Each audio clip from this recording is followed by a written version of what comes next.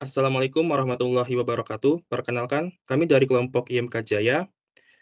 Pada kesempatan ini, kami akan mempresentasikan proyek Progress Review Step 1 sampai ke 9 untuk tugas mata kuliah Interaksi Manusia Komputer.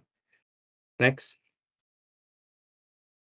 Kelompok IMK Jaya beranggotakan yang pertama Hasan Ali, yang kedua Muhammad Rafi Adiana, yang ketiga Aldian Juventiano Leksmana, yang keempat Muhammad Ridho Firmansyah, dan yang terakhir Syaran Hauli Fadilah. Next.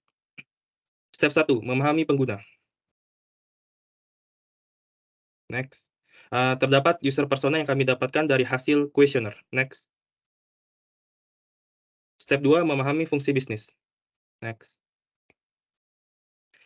Alur aktivasi pengguna. Yang pertama, user membuka aplikasi. Yang kedua, user memilih di antara 3 fitur aplikasi, yaitu membaca Al-Quran, belajar Al-Quran, dan kuis. Yang ketiga, memilih belajar Al-Quran. Setelah user memilih fitur belajar Al-Quran, user akan memilih 3 pilihan materi pembelajaran yang terdiri atas makhraj, ini belajar huruf hijaiyah, termasuk tanda baca, tajwid, dan tanda waqaf. User dapat menekan tombol back pada tiap opsi pembelajaran jika dirasa sudah cukup. Yang keempat, memilih membaca Al-Quran. Setelah masuk ke membaca Al-Quran, user bisa mencari surah beserta ayat yang ingin dibaca. Lalu, setelah mendapatkan surah beserta ayat yang diinginkan, user dapat mengkliknya dan setelah siap untuk membaca Al-Quran. Jika user kesulitan dan tidak memahami pelafalan ayat, user bisa menggunakan fitur mendengarkan lantunan ayat Al-Quran dengan mengklik audio dan memilih ayat awal dan ayat akhir lantunan.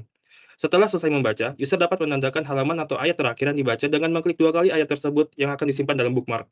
Yang kelima, memilih kuis. Setelah user mengklik kuis, user akan memilih satu di antara 2 tipe kuis, yaitu kuis mengenai tajwid dan kuis mengenai huruf hijaiyah.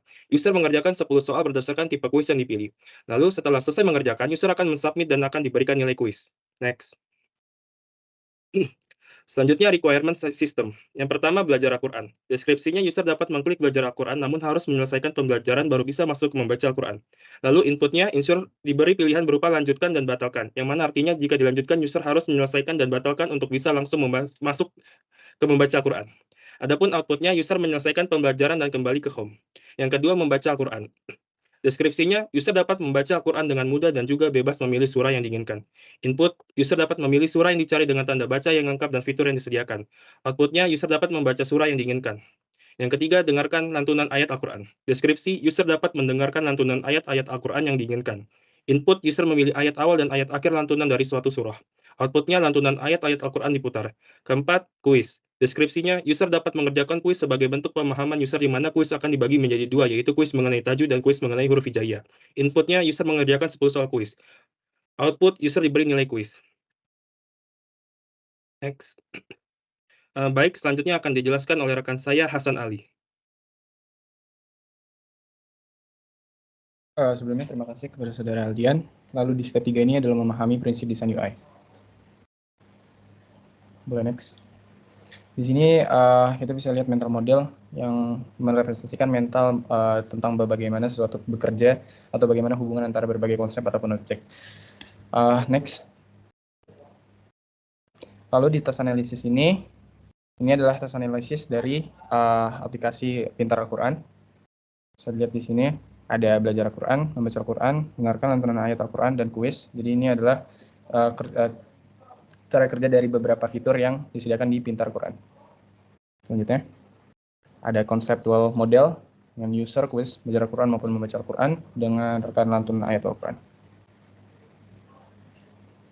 Lalu di sini ada desain standar. Desain standar ini yang kami pakai untuk membuat UI dari Pintar membaca Al-Quran ini dengan tipe varian, button, icon, color, dan lain-lain.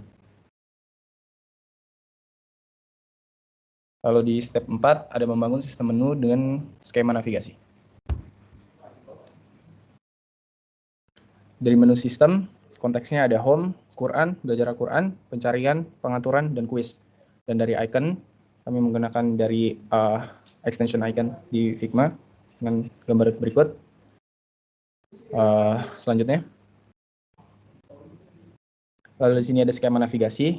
Yang ini adalah urutan dari homepage sampai ke halaman lainnya seperti surat dan ayat kuis, lalu ada halaman Al-Quran, halaman jenis kuis, dan maupun sampai kita mendapatkan nilai kuis. Lalu di step 5 ada memilih tipe Windows yang tepat.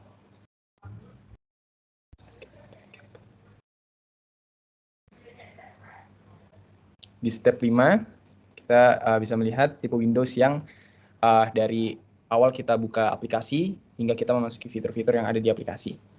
Seperti dari Quran, membaca Quran, dan maupun kuis. Lalu selanjutnya akan dijelaskan oleh rekan saya. Baik, terima kasih Hasan. Selanjutnya di sini ada step 6 dan step 7, yaitu perangkat interaksi dan juga screen based control. Bisa dilanjut. Nah, di sini di perangkat interaksi terdapat dua, ada input dan juga output.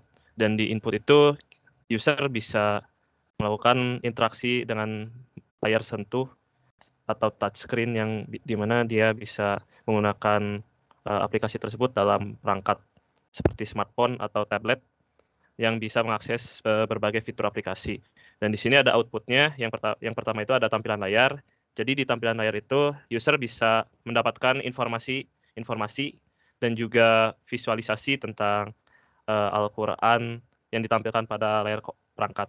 Dan juga terdapat teks Arab dan juga terjemahannya yang sudah ditampilkan.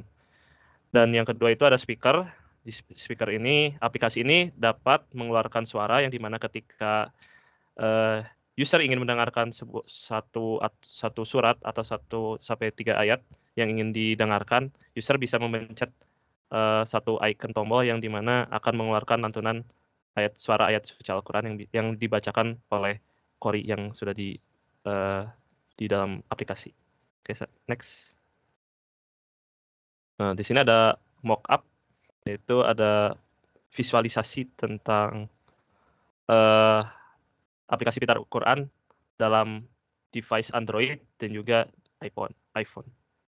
Oke, selanjutnya. Selanjutnya akan dilanjutkan oleh Saudara Raffi. Baik, terima kasih untuk Saudara Ridho untuk penjelasan sebelumnya. Saya akan menjelaskan tentang step 8 dan step 9, yaitu teks dan pesan, dan feedback, guidance, dan assistance. Selanjutnya, untuk yang pertama, fitur pergi ke ayat memungkinkan user untuk pergi ke ayat spesifik dari suatu surah. Yang kedua, ada fitur listening. User diminta untuk memilih dan menginput pilihan surah dan ayat.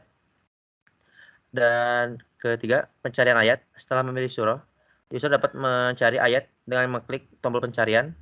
Aplikasi menampilkan feedback berupa ayat yang dicari oleh user. Dan yang keempat, yaitu feedback pencarian tidak ada jika user mencari ayat yang tidak ada ataupun user mengetik dengan asal. Selanjutnya akan dijelaskan oleh Muhammad Rafi.